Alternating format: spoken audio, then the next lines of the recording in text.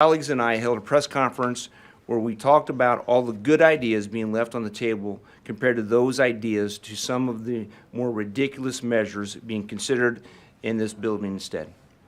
It's true that we're ignoring serious reform legislation and prioritizing things like banning cat declawing or taking pronouns out of state statutes referencing children. It's really ridiculous that we can't even take 5 minutes to address our virtually insurmountable pension debt, and yet state staff and state resources are being used to purge pronouns out of state statutes pertaining to kids. Think about this, how silly that is. What we have going on in Illinois is the equivalent of a patient going to the doctor for a broken leg and instead being treated for indigestion. We have tremendous problems facing our state, and instead of dealing with issues that matter, our leaders are focused on nonsense and symbolism, gestures accomplishing nothing. But there's more to this story than just the inane, trite legislation being pushed over meaningful reforms. Instead of addressing long-term problems facing our state, we are making these problems even worse. According to IRS data, Illinois lost more than 100,000 families last couple years. And I tell this story every time I get a chance. In my district, a heating and air guy, friend of mine, has a heating and air business, okay? If I hired him to put in a unit in my house that cost $10,000, his competitor in Missouri can come over and underbid him by $1,300 to $1,400. And the reason he's able to do that is because the cost of business in our state is more than in Missouri. When it comes to unemployment insurance, workers' compensation insurance, and liability insurance, all those things are higher in our state than in neighboring states. As a result, the cost of doing business gets run up in our state. We cannot compete. There are reasons why people are leaving our state, and those are a few of them. And I don't care if it's a heating and air business or if you're making widgets inside, interior in this state. The cost of doing business is higher here, and we have got to get things under control if we're going to compete on a national basis. Thanks. Who's up? Brad. Okay. Thank you, ladies and gentlemen. Brad Halbrook, the 107th from Shelbyville. One of the ways the majority of party is making our state worse is the incessant spending. Governor Bruce Rauner's last budget was $38.5 billion in 2018. According to some estimate, this year's budget is to be around $50 billion or more. There is no restraint when it comes to the state of Illinois spending. Just prior to the Easter break, the House passed 22 bills subject to appropriation. The vast majority of the bills have no dollar amount or an undefined dollar amount attached to them. There's only about 9 bills with a dollar amount, and that amounts to nearly $400 million in new spending. The other 13 bills will only add to that total. Some estimates will reach $1 billion. And this spending doesn't even hold a candle to the spending for health care for illegal immigrants. The FY 24 estimate for the state's health benefits program for illegal immigrants is estimated to cost nearly $1 billion. This is a $750 million increase from FY 23. In other words, the estimates of this program, whether unintentionally or intentionally, are substantially off. Where are we going to get nearly $1 billion to pay for the health care costs for illegals? Illinois is being run to the ground. My colleagues and I have offered up numerous solutions to the state's financial crisis, but these measures to reform our state never even get a hearing. One measure introduced this year was HB 2986, which limits the growth of state spending to the rate of growth of the Illinois median household income. Of course, this bill never saw the light of day. None of these common sense reforms even get a hearing, let alone a vote. Our state is burning, all the while our leaders are focused to make sure that we have gender-neutral pronouns in state statutes. This is not a way to run a state. It's time to focus on the issues that are important to the future of the state and most of all important to the people of Illinois that sent us here to represent them. I've said it before and I'll say it again. Illinois' house is burning to the ground, all the while Governor Pritzker and the majority party are smoking in bed. Thank you. And with that, Representative Caucus. Thank you, Brad. My name's Dan Caucus. I represent the 88th House District out of Decatur. We want to talk today about two things that we don't hear even mentioned in these last days or this year. One, the elephant in the room is we talk about every year pension reform. Not one word has been spoken about pension reform. All we continue to do is pile up debt. We get farther and farther behind in our pension plan, and it's sometime, and it could be within the next 10 to 12 years, things are going to be very bad for our pensioners. We've got to address pension reform in this budget, and we're not hearing a word about it. The other subject that we've been talking about since day one, since we first got here, is ethics reform. None of us have heard the subject, the word ethics mentioned. We see it in the press. Thank you very much for covering. We see the Madigan trials going on. We see people being investigated. There's another investigation going on in Chicago with a guy that supposedly took $5,000 from a contractor. Not one of us in this House, but it is a systemic problem in Illinois. We need to address ethics reform.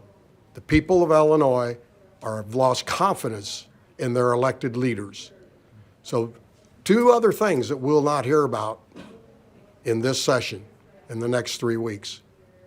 And it's dragging the state down. So anyone else? Be happy to take questions if you'd like. Ethics reform, was there a bill that you put forward for this year? I think we put forward 5 bills. The bills are out here. We've filed legislation, we filed bills on ethics reform, and they never get a hearing. Yeah, there's several bills, particularly becoming a lobbyist, the revolving door. It's strengthening the legislative inspector general ability to address complaints. It goes on and on and on. LIG, Mr. Judge McCuskey, does he have your support for another term? Seems like people approved of him. I don't think we have much of a say in it, but I certainly would like to have a conversation with him. You know, we lost the lady that preceded him because of the lack of ethics reform, the lack of the ability. And Blaine, you want to address that? This is somebody you know. Yeah, I mean, the previous LIG, it's well known. She resigned, saying, "quote that our watered down ethics reform that we did a couple of years ago was a paper tiger. The LIG office was a paper tiger." As far as having confidence in the current one, until you put processes in place that give them some independence and allow them to actually start an investigation, in the General Assembly without the approval of the Legislative Ethics Commission, I think it's really, really hard to pass a judgment on that office, operating under the current conditions. But we've put forward all kinds of anti-corruption measures. We've been doing this for years. As far as economic disclosures, did a little bit of that in the last General Assembly. But the biggest thing is we need real watchdogs in this House. Because we don't have that right now with the LIG and the situation that it is. So, there's nothing in here that prevents conflicts of interest, that makes a politician work for the people and not for their own, future best interests or current best interests. So there's a lot of things that we need to do in that regard. But, as far as, setting up an environment to bring people back into this state, number one, we've got to restore confidence in this state that, people can do business here and, without government interference or government corruption or cronyism, the things that Illinois is known for. But, if we're gonna do things that we say we want to do, like properly fund education and, be attractive to job creators, we've got to really tackle some systemic issues. And Dan hit on it, we're never going going to lower property taxes or fund education the way that we want to fund it until we deal with the, two things in my mind, the pension crisis and the sheer volume of government in this state. We got way too many taxing bodies taxing way too much and having way too much control over this state. And that's just, between that and our regulatory environment, why would you want to invest here if you can look around at some of the other states that offer some of the advantages, not all of the advantages that Illinois has? What we want to do is set up a system, do some smart deregulation, tackle some of these big issues, get in the middle of the pack on some of this regulatory environment, and the natural advantages of this state will take over, and we will be on a course to be prosperous again. So you're here obviously to get your message out to the broader public. What's the conversation within leadership of your party, of your House caucus? Obviously, leadership's not here, so I mean, is there a stopper there somewhere, or? Conversations I have with leadership is, they're in favor of reforms. Okay, it's not leadership on our side. It's leadership on the other side. We could have the best ideas in the world. I'm at a little bit of a disadvantage. This is only my second term. First term, nobody listens to you. Now I have people listening to me. I mean, it's just part of the process, of learning curve. I understand that. But the reforms that I would like to see pertain to businesses. Like I said, we have people clamoring here every session for tax breaks, this, that, in our district. We have people wanting to put in TIF districts all the time. Well, why do they do that? Nobody asks why.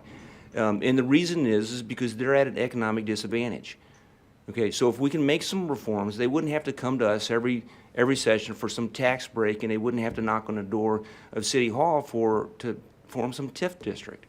We're in favor of that.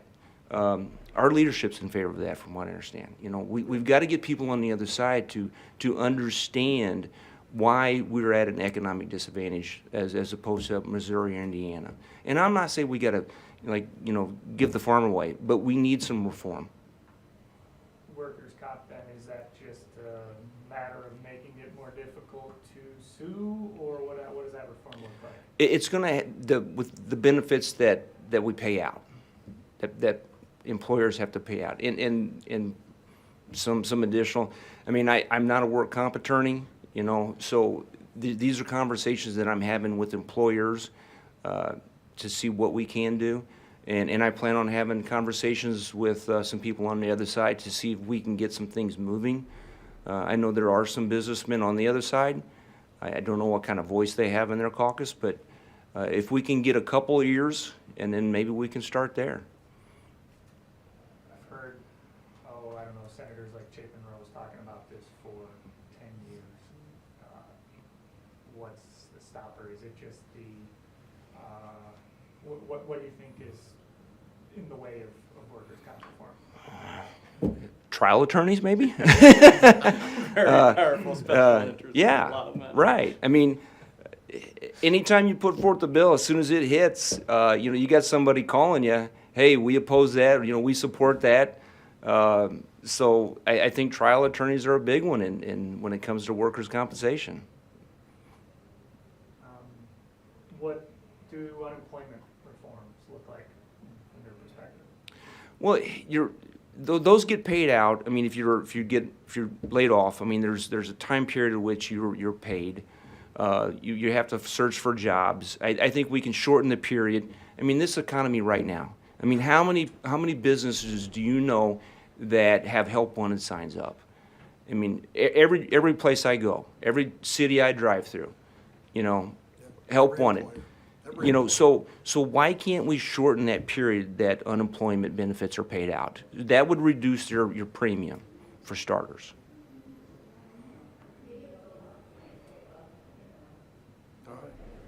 Thank you. All right. Thank you all Thanks. very much.